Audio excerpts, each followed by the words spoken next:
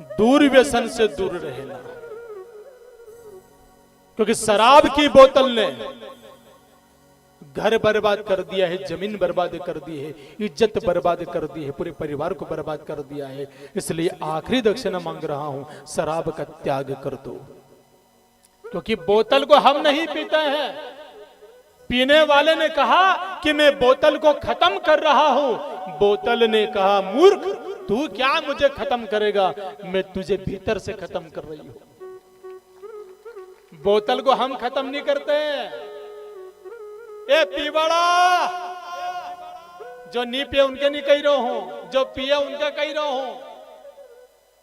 बोतल को आप खत्म नहीं करते, बोतल आपको अंदर से खत्म कर रही है। एक आदमी कहीं कहने, गुरुजी बार बार शराब को विरोध मत करिया करो, क्यों आपके नहीं मालूम हूं शराब पियो नहीं तो बड़ो विधि विधान से पियो।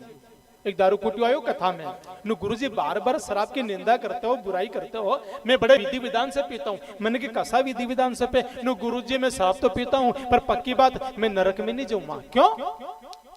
गुरुजी शराब पीता हूं पर बड़े विधि विधान से पीता हूं, और पक्की बात मैं नरक में नहीं जाऊंगा। क्यों? क्योंकि मैं शराब की बोतल में तुलसी पत्र और गंगा जी को निर्मल के पीयूं।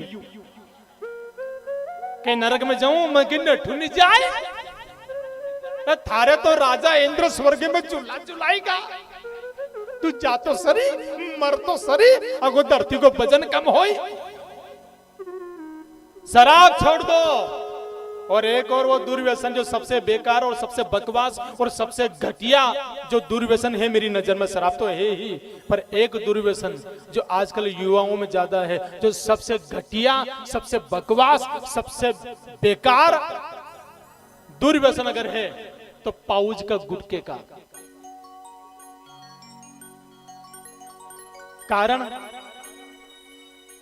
तम खाई रहा हो 100 रुपया रोज का, तुम्हारा बर्बाद हो रहा, मारो कहीं नहीं बिगड़ी रहो। पर दुख इस बात का होता है आप गुटखा खाओ, पाउच खाओ, दुख उस बात का नहीं है।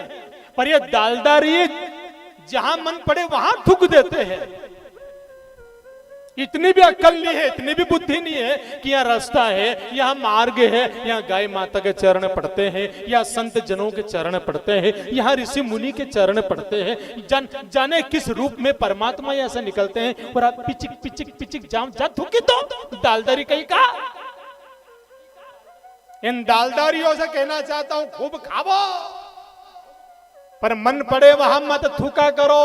क्यों? जरूरी नहीं है कि मार्ग में रास्ते में केवल इंसान निकलते हैं, कभी कभी इंसान के रूप में, पशु पक्षी के रूप में परमात्मा भी निकलता है। इसलिए गंदगी नहीं करना, शुद्धता का ध्यान रखो। स्वच्छ गांव, स्वच्छ मोहल्ला, स्वच्छ घर, स्वच्छ मन, स्वच्छ हृदय और स्वच्छ